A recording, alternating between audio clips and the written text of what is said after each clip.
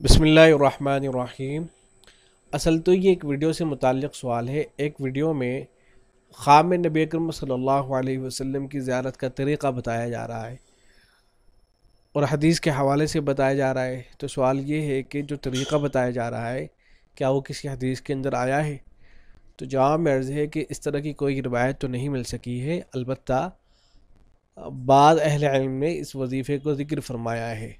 تو حدیث کے طور پر تو اس کو بہرحال بیان نہ کیا جائے، لیکن مجربات کے قبیل سے ہے اور اہل علم نے اپنی کتابوں کے اندر ذکر کیا ہے، تو لہذا اس کے اوپر عمل کرنے کی گنجائش ہے، عمل کیا جا سکتا ہے۔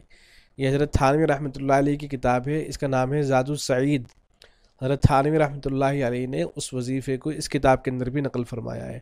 میں اس کو ذکر کر دیتا ہوں، کوئی صاحب اگر عمل کرنا چاہیں تو عمل کر سکتے ہیں نبی اکرم صلی اللہ علیہ وسلم کی خام میں زیارت کے لیے۔ حضرت تھانوی رحمۃ اللہ علیہ نے لکھا ہے کہ سب سے لذیذ تر اور شیرین تر خاصیت درود شریف کی یہ ہے کہ اس کی بدولت عشاق کو خام میں حضور پر نور صلی اللہ علیہ وسلم کی دولت زیارت میسر ہوتی ہے۔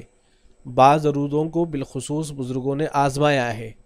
شیخ عبدالحق دہلوی رحمہ اللہ نے کتاب ترغیب و اہل سعادات میں لکھا ہے کہ شب جمعہ میں 2 رکعت نفل نماز پڑھیں اور ہر رکعت میں 11 بار آیت الکرسی اور 11 بار قل هو اللہ احد اور بعد سلام 100 بار درود شریف پڑھیں، انشاءاللہ تعالی 3 جمعے نہ گزرنے پائیں گے کہ زیارت نصیب ہوگی۔